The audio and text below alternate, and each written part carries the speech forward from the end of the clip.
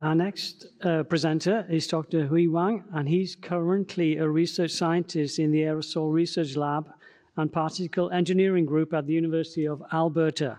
His research interests are focused on inhalation formulation and development, particle engineering, microparticle encapsulation of biologics, and advanced pharmaceutical characterizations.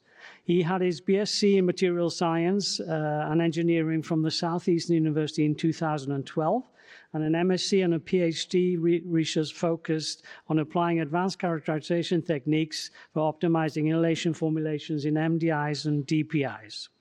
So we look forward to hearing today from him on the subject of spray-dried powders for nasal vaccinations. Thank you. Good morning, everyone. Excuse me. Thank you for the nice introduction, and thank you for the opportunity to be here. My talk today will be about proposing spray-dried powder nasal vaccines as a new approach to address global health challenges posed by infectious diseases.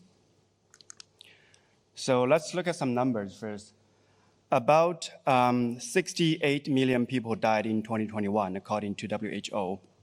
And the causes can be grouped into three large categories: non-communicable diseases, such as cardiovascular diseases, cancers, respiratory diseases, diabetes, and you name it. They were responsible for about 64% of the deaths in that year. And communicable diseases accounted for about 27%. In which COVID, respiratory infections, and tuberculosis were the three leading causes and accounted for about 2/3 of the deaths in this category. And obviously, these three leading causes are all infectious diseases. And when it comes to the battle against these nasty infectious diseases, vaccines remain to be our most powerful tool. So our partners at AHI, a nonprofit biotech research institute, have developed vaccines targeting each of the top three leading infectious killers that we just mentioned, but in liquid formulations. They approached us with the interest in converting them into dry powders. So to be more specific, the TB vaccine under development is a subunit vaccine with recombinant fusion protein ID93 as the antigen and mixed in a nano-emulsion system. So squalene oil forms nano-emulsion droplets and stabilized by a lipid layer of DMPC and GLA. And the GLA is a synthetic toll-like receptor agonist. Both the squalene and the GLA act as adjuvant in the system. The COVID vaccine is also a subunit vaccine with the spike protein S2P as the antigen. And there are two adjuvants in the system as well, the GLA and 3M052. Both are toll-like receptor agonists. So this vaccine takes the structure of nanoliposomes. And the third vaccine is a self-amplifying RNA targeting avian influenza, also known as bird flu, which has been reported to be causing some issues in certain areas of the world recently. And this vaccine is based on a nanostructured lipid carrier platform with oil phases forming the core and multiple surfactants accumulating on the outer surface. I don't know exactly how these AHI scientists came up with these crazy designs, but they seem to work. These vaccines in their liquid formulations are currently going through different phases of clinical studies, and our job was to stabilize them in dry powder form. So why do we want to do that? I think the reasoning has been well covered in many of the great talks and posters at DDL this year, including Julie's talk just a second ago. So we'll try to keep it brief here. So first of all, dry powder nasal vaccines offer needle-free delivery that comes with lower cost, lower risk, and intuitive to use. They're also supposed to be efficacious, providing both systemic and mucosal immunity. And the bonus mucosal immunity can prevent viral shedding and transmission of respiratory pathogens, which can be critical in infectious disease control. And from the standpoint of global pandemic response, dry powder vaccines can be manufactured at large scale with the stabilities for both stockpiling and global distribution. And this is actually important because, as we know, countries with little to no access to the most innovative and effective vaccines are the most burdened by the leading infectious diseases, and that's not limited to COVID and tuberculosis. So developing good vaccines and minimizing vaccine inequities are crucial in our fight against infectious diseases globally, and dry powder vaccine has the potential to help us achieve that. So when it comes to preserving biologics in dry powder, many of our successful formulations in the past follow a very similar particle design strategy. And the reasons being, first of all, biologics for therapeutic use by themselves are usually fragile, and they are not suitable to be directly spray dried into dry powder form. So a stabilizer is needed to form the amorphous matrix to stabilize or immobilize the biologics, prevent them from messing around and getting hurt. I think a talk from yesterday on molecular dynamics simulation had that reasoning well covered. So most commonly used stabilizers are saccharides or their derivatives, such as trehalose, mannitol, lactose, and so on. And trehalose has been used in our applications. And optionally, functional excipients are sometimes used to achieve specific design targets. For example, shell-forming agent is very commonly used to improve the dispersibility, minimize processing loss. Mucosal adhesives are also very common in such formulations. I think YY's thermal responsive polymer accounts for one of these. So when it comes to manufacturing by spray drying, we have developed a series of models based on the mechanisms of each process, such as the particle formation model, spray drying process model, solid phase model, to help us expedite the vaccine powder development process, and they have been extremely helpful. So coming back to the vaccine candidates we want to preserve in dry powder, the first one is the nano-emulsion-based TB vaccine. This was a challenging case because of the liquid squalene oil phase in the formulation.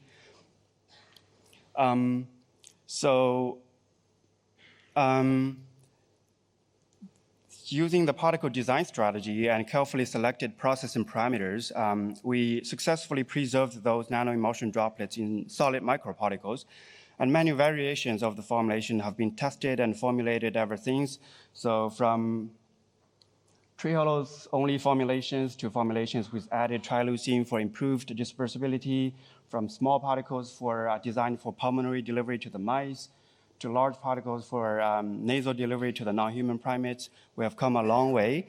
And the typical structure of these particles features thousands of nano-emulsion droplets on the subsurface of these particles, which is a direct evidence of the preserved nano-emulsion droplets in the particles. So stability studies have also been conducted on those dry powder vaccines. First and foremost, in comparison to liquid formulations in which the antigen ID93 disappeared after only 1 month of storage at 37 Celsius, but they are still detectable after even more than 2 years of storage at 40 Celsius, which is a huge improvement. And a similar observation was made for the adjuvant GLA content and many other stability characteristics such as particle morphology, solid state, emulsion droplet size, squalene content, and so on. They were tracked closely as well. We were actually very excited to see that we achieved our initial design target, which is to improve the thermal stability of the TB vaccine. I think we definitely did that. Animal study in mice also indicated that it's feasible to deliver the dry powder vaccine to the lung of the mice and still achieve protection. A nasal powder vaccine spray dried for in vivo non-human primate studies were also tested in vitro using the combination of an Aptas UDSP device and our Alberta idealized nasal inlet, aka the ANI, the biological sister of our Alberta idealized throat. High deposition was observed in the nasal cavity with low fraction penetrated to the lung, which is ideal for nasal vaccines, actually. So moving on to the next nanoliposome-based COVID vaccine. The COVID vaccine powders, because we don't have liquid oil phase in this formulation, these powders were actually primarily trehalose, and when no shell former was added to the formulation, the particle morphology was predominantly determined by trehalose, showing solid spherical golf balls in the micrometer range. And when trileucine, even when added at very low mass fractions in the range of 1% to 3%, was very effective in changing the particle morphology. And no open pores were detected in any of the tested cases. And aerosol performance testing, again using the ANI and the Aptas UDSP, indicated high deposition in the nasal cavity, and adding trileucine actually increased the deposition in the nasopharynx and lung regions as expected. And stability data indicated that the antigen content, TLA content, 3M052 content were all within design criteria after 10 months of storage at 40 Celsius, which is boring, but in a very good way in stability studies. And all the other stability characteristics also checked out. So moving on to the last candidate, the influenza vaccine, which has a rather complicated structure. So initial spray drying runs led to extremely high manufacturing loss, likely due to the presence of oil phases, surfactants, making the powder very sticky. So we added leucine to the formulation to form a protective shell around the particles, which significantly reduced the manufacturing loss. So spray drying yield was improved from below 20% to above 75%. We were very happy with the result. And tooling fluid atomizer and ultrasonic atomizer were used separately to make the pulmonary and intranasal arms of the vaccine. And these particles feature a layered structure, and the shells were enriched with crystalline leucine and our nanostructured lipid carrier particles. And open pores were detected in this case because of the presence of liquid oil phase. And the immunogenicity of the reconstituted dry powder vaccines were also tested and compared with that of the standard liquid formulation. So for both arms, the intranasal and pulmonary arms, so antibody levels were detected after intramuscular injection of the reconstituted vaccine was comparable to that of the liquid formulation, indicating retained immunogenicity after spray drying, which is what we want to see. And in terms of stability, improvement was achieved as well. So in liquid formulations, the self-amplifying RNA disappeared completely after 1 month storage at 25C. And even at 4C, they are no longer there after 3 months. But when spray dried into dry powder form, they are still there after more than 6 months of storage at 25C. And the immunogenicity of the dry powder vaccine was well maintained after more than 3 months of storage at 4 Celsius. Well, it is worth noting that these self-amplifying RNA vaccines are indeed less stable compared with the other subunit vaccines. And that's because RNAs in general are less stable than proteins. But this study serves as a proof of concept design for dry powder-based self-amplifying RNA vaccines, and more development work is ongoing. So quickly to conclude, about the microparticle platform, we have demonstrated that the trehalose-based dry powder platform can provide vaccines with the much-needed thermostability and robustness. And manufacturing by spray drying, especially when assisted with our mechanistic models, can be suitable for rapid pandemic response. And that makes dry powder vaccine a promising strategy in our fight against current and future global infectious diseases. And lastly, I want to extend my sincere gratitude to all the sponsors and collaborators involved in this process, especially AHI. And for those of you who might wonder if I did all of this all by myself, actually no. We have multiple teams of members working on this for the past few years. So I want to finish my talk today with a picture of our beautiful campus, which is currently covered in the dry powder form of water. But it will turn green in no time, I'm pretty sure of that, like it always does. This spinning star is actually where we are located as a particle engineering group and aerosol research lab at the University of Alberta, led by Reinhard Waring and Andrew Martin. I hope I didn't mess up with the timing too much, so we can still take a few questions. Thank you so much.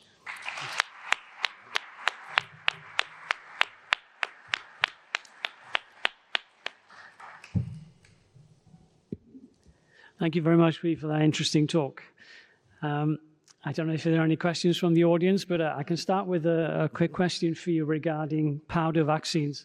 It's a really great idea, and obviously the advantages are obvious for things like TB and things like this, a much needed unmet medical need situation. Do you know if there would be already existing industrial filling processes to X million doses, for example, or would they have to be scaled up and worked on?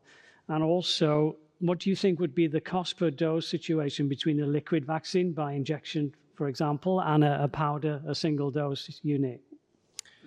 Thank you for the question. That's actually a very good question that we have talked so many times. So first of all, in terms of manufacturing capabilities and facilities, the good thing about spray drying is actually that it's very scalable, and there are existing facilities. I've talked to many of the the industrial partners here, they have like Catalan, Lonza, they have well-established manufacturing facilities that can produce millions of doses within a short time frame. That makes dry powder by spray drying very feasible for quick response to pandemic situations, emergency pandemic situations. So in terms of costs, so cost is one of the reasons that dry powder vaccine might be can be advantageous. I mean, in terms of the final cost, that's up to the manufacturers, companies, and the policymakers. But also another good reason for using dry powder vaccine is that it does not require professional caregivers to give the vaccine, right? The patients can potentially do the vaccine, like Julie just mentioned, do the vaccine themselves and achieve protection against infectious diseases. Okay, thank you very much. Any questions from the audience? There's one, David. Sorry, just trying to make sure everyone's still awake after the last night. That's great talk, and I've always been fascinated the last few years. You know, obviously Trehalose has become the kind of go-to saccharide. We published some work quite a few years ago now where we looked at using larger carbohydrate polymers or other polymers. And I still don't quite understand, it's particularly a nasal delivery, why, because Trehalose is hygroscopic, unless you protect it with leucine and trileucine. I'm just interested in thoughts as to why we're not using PVP, we're not using maltodextrin, because those are less hygroscopic in general, and they probably do the same job. Thank you for the question. So Trehalose, many of our talked about Trehalose. So the good thing about Trehalose is that it has a high TG. Indeed, it's hygroscopic. It absorbs a small amount of water when exposed to humidity. But because of its high TG, it doesn't crystallize that easily at room temperature or close to high temperature that is close to room temperature. So that's one of the good things about Trehalose. And another good thing is, I think Emily from AstraZeneca talked about it. So Trehalose has good attributes that can replace the hydrogen bonds on the in that area. I don't know exactly why, but it has a good stabilizing mechanism that can be very friendly to biologics. I think that was the main message. So Trehalose is very friendly to biologics in terms of preserving them in the amorphous matrix. Okay, thank you. We have time for one more question from the audience. Thank you very much for a very interesting talk. My question comes out of pure curiosity. So using the self-amplifying RNA in the last example of a vaccine. Right. And here you're having a delivery vehicle where the RNA is on the outside of the particle. And then you use the trileucine to mimic that, like use the particle size to get into the lungs and increase the uptake. But I was wondering if you also see a difference in the immunogenicity duration. Like when you use the self-amplifying RNA, it's to have an extended expression, but do you actually see that the particle size affect that? Like does that affect which cells is taking up and expressing your RNA cargo? Thank you for the question. So the question is whether using the self-amplifying RNA can extend the efficacy of the immunogenicity. I don't think that we have tested that yet. It's probably ongoing. But actually, I wanted to point out that the good thing about this last vaccine candidate is that, like you mentioned, the self-amplifying RNA is actually on the outer surface of the nanostructured lipid carrier. And the reason is that in comparison to lipid nanoparticles, which involves a very sophisticated, complicated encapsulation process, this is a pure mixture of our self-amplifying RNA with the carrier system. So the manufacturing process is significantly simplified. So when it comes to emergency situations, these can be manufactured at large scale and with very short turnaround time. Okay, thank you for that explanation. Okay, thank you once again, Thank you. Thanks, everyone.